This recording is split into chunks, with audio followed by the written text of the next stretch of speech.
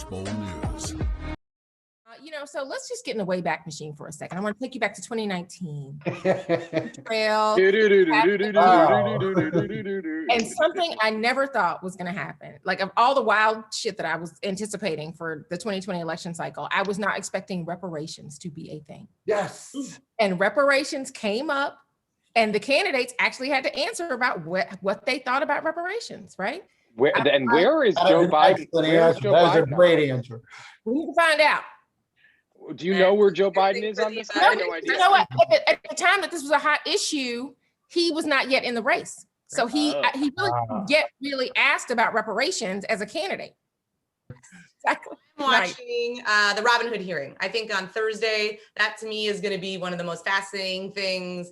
Jake and I are actually doing a clubhouse on Tuesday night at 8:00 with some members of Congress, including McHenry, who's the ranking Republican on that to a head with Congress. How are they going to deal with it? I think it's going to be very illuminating in terms of what could happen in other hearings.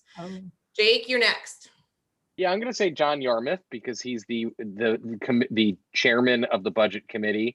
How does he handle putting this COVID relief bill together? I mean, it's the top, as we discussed, the top priority for literally every Democrat in Washington, and many Republicans do. Rez, are you going to surprise us this week? I'm not going to surprise you at all because I'm going to pick Chuck Schumer for just because Chuck Schumer has more. Listen, Chuck Schumer got through the impeachment trial.